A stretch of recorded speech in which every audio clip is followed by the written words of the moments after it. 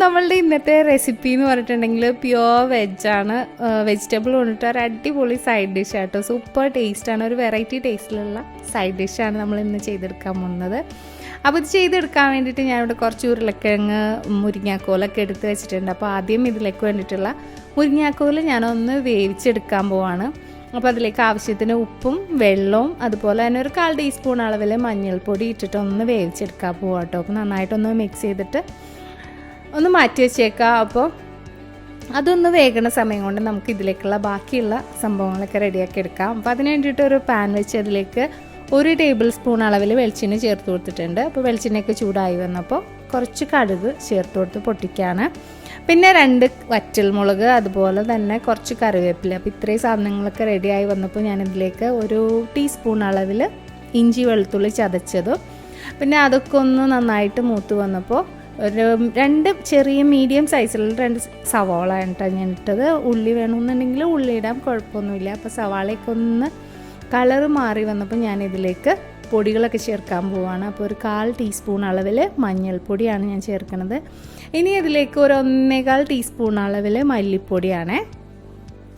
മല്ലിപ്പൊടിയും കൂടി ചേർത്ത് കഴിഞ്ഞാൽ നമുക്കിതിന് എരിവിന് ആവശ്യമായിട്ട് ഒരു 1/4 ടീസ്പൂണിൻ്റെ 1 ടീസ്പൂണിൻ്റെ നടുക്ക് മുളക് പൊടി ഞാൻ ചേർത്ത് കൊടുക്കുന്നുണ്ട്. അപ്പോൾ ഈ പൊടികളുടെയൊക്കെ ഒരു റോസ് സ്മെല്ലൊക്കെ ഒന്ന് മാറുന്ന വരെ നമുക്കൊന്ന് വഴറ്റിയെടുക്കാം.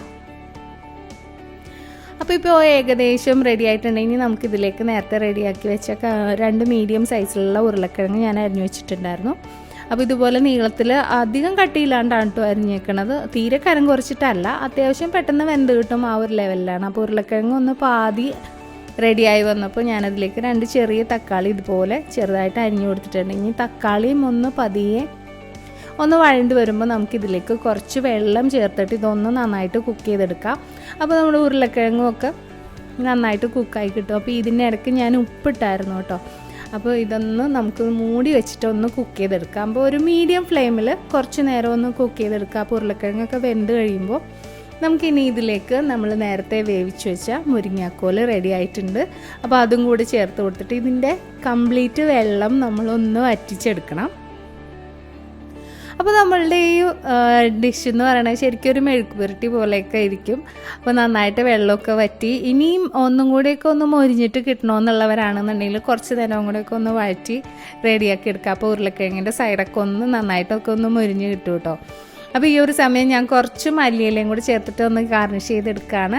അപ്പോൾ നമ്മുടെ കറി വളരെ എളുപ്പത്തിൽ ഇവിടെ റെഡി ആയിട്ടുണ്ട്. സൂപ്പർ ടേസ്റ്റ് ആട്ടോ. വേറൊന്നുമല്ല, ഇഞ്ചി വെളുത്തുള്ളിയുടെ ടേസ്റ്റും ആ മല്ലിയിലയുടെ ടേസ്റ്റും ഒക്കെ ആയിട്ട് ഒരു പ്രത്യേക ടേസ്റ്റ് തന്നെയാണ്. അത് തീർച്ചയായിട്ടും നിങ്ങളിതൊന്ന് ട്രൈ ചെയ്ത് നോക്കണം.